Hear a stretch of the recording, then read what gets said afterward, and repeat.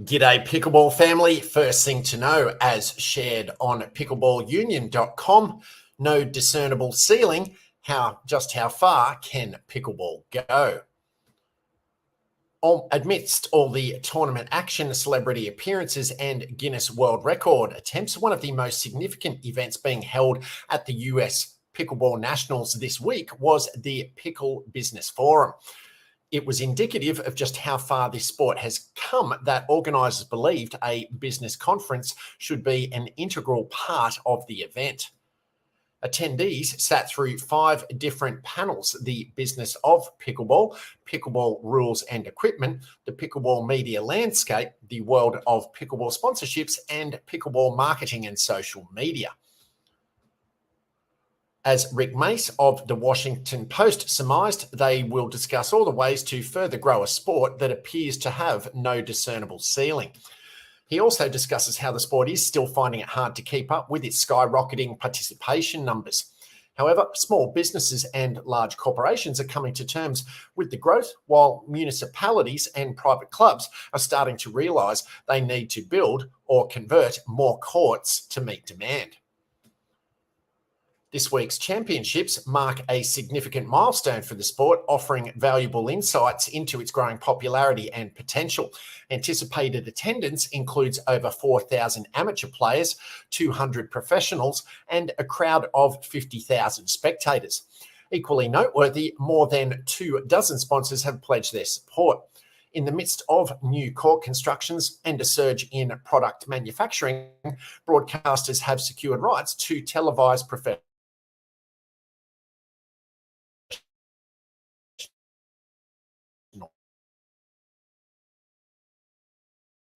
London Professional Pickleball Association, PPA, remarked, "What's happening is everyone's trying to figure out what their role is going to be."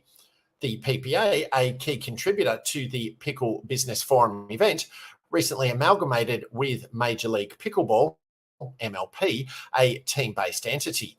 This consolidation has led to competition for players, sponsors, and fan engagement with the Association of Pickleball Professionals, a second tour comprising elite competitors. Dundon emphasised the importance of catering to existing demand, stating, "It doesn't seem fun to try to sell something people don't want." He added, "What was fun about this is people already liked it. Now you just had to expose it to them in a cleaner way." According to USA Pickleball officials, approximately 45,000 courts are registered across 11,000 facilities. They anticipate an influx of over $250 million for court construction, and the sport's national governing body envisions the registration of 1,000 new pickleball facilities annually. Courts are sprouting up in city parks, gyms, country clubs, and even repurposed spaces like abandoned department stores, shopping malls, and theatres. Sporting goods and apparel companies are racing to meet demand, with over 40 paddle brands, at least 10 ball manufacturers, and over a dozen net suppliers in the market. Specialised pickleball gear, including apparel, accessories, training aids, and even a sports drink called Dink, are now easily available.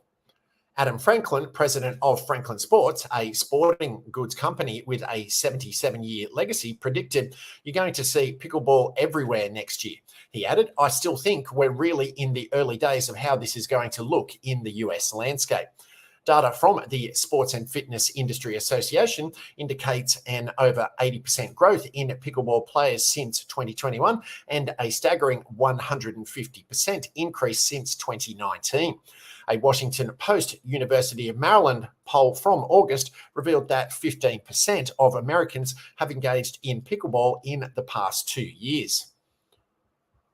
Of particular note is the sport's popularity among younger demographics. A quarter of 18 to 29-year-olds have participated in the past 2 years, compared to just 8% of those 65 and older and 10% of 50 to 64-year-olds.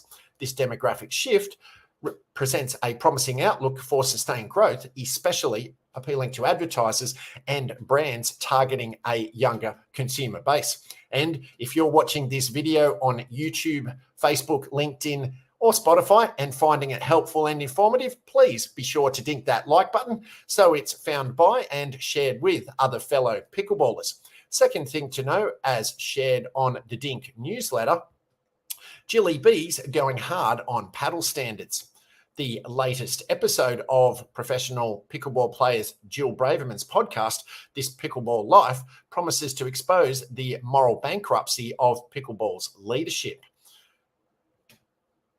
With a teaser like that, we were expecting nothing less than scorched earth from her co-host, K-Dub, also known as Kristen Waller, and guest professional pickleball player Leah Jansen. But was it scorched earth? You be the judge.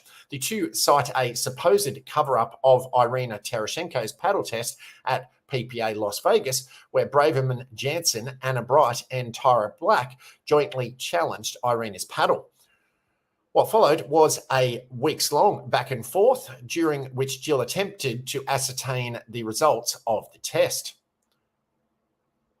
Jill claims a USA Pickleball rep told her they couldn't comment on the results of the test and that all of her questions would need to be directed to PPA reps. Jill says the reps never directly answered her question.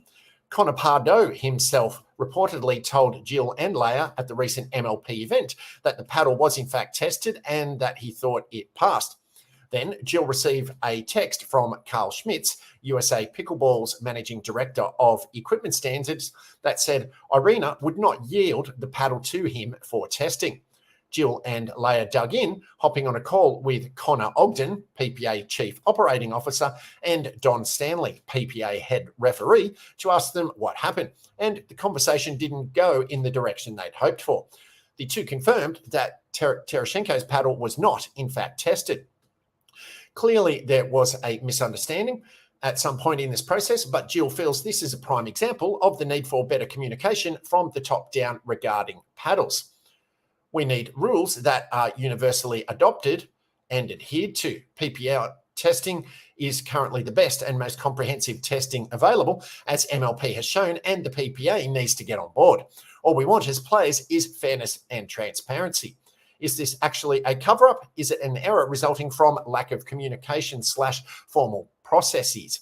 Honest mistake? A mistake at all? We'll leave that up to the jury. You. Third thing to know, as shared on Pickleball England's Pickleball 52 site, Olympics an expectation, not just an ambition for pickleball. The president of the Association of Pickleball Professionals, APP, says getting the sport into the Olympics is not just an ambition, it's an expectation. Mike Politsky was a guest of Pickleball England at the recent English Nationals in Bolton, where he was seeking to develop international relations and drive pickleball's growth outside the States. The APP supports professional and amateur pickleball players in the US and runs the APP Tour, which has a 2023 calendar of 16 competitions, plus international and collegiate series and youth events. Olympic inclusion has been a long-term target of the APP since its inception in 2019. Whilst in Bolton, Mike told Pickleball 52 that the sport's relentless growth will make it unignorable for host cities and the IOC when considering new sports for future games. The expectation is that this is going to become an Olympic sport, Mike told us. We've seen other sports which have a similar type of mentality, which have evolved and gained Olympic status, such as skateboarding, sport climbing, flag football, and breakdancing. The responsibility now for those of us in the pickleball space is to develop and grow the sport appropriately, to work respectfully with the governing bodies, which is probably the biggest challenge for us right now, and to start putting more parameters around the sport. Those parameters include aspects such as effective drug testing, international governance, laying down rules and regulations to maintain consistency and credibility, and a streamlined structure at the professional level. The APP supported delivery of August's English Open in Telford and have also assisted with tournaments in Sweden, Spain, Australia, and India. Its expertise in event operations, marketing, rules and referees, tournament platforms, and support with prizes and funding has been valuable.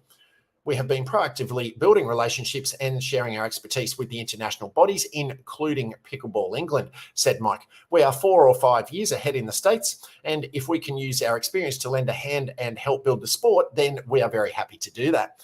Mike's assessment is that the UK is about level with Australia in terms of the sport's rate of development and growth, with India and Spain also growing quickly. They're all coming, he laughs. It's going to be a question of how quickly folks press on the gas. You just watch 2 or 3 years down the road, it's going to be ubiquitous. Mike has worked in sport for the last 20 years, but he says pickleball's explosion, with a reported 15 million Americans playing it, more than tennis, according to Apple, has taken even him by surprise. I've never seen a sport like this before. He says this thing changes people's lives. It's a cultural phenomenon. The characteristics that pickleball has are not unique. They've just never been all in one sport before. It's affordable, accessible, multi-generational, social, it's a workout, and fun to watch. The thing that separates it is it's easy to play. It's not easy to become great, but within 10 or 15 minutes, you can have a game. You can't do that in golf or tennis. It gives people this confidence to be able to go out there, play, and interact. Paddles up.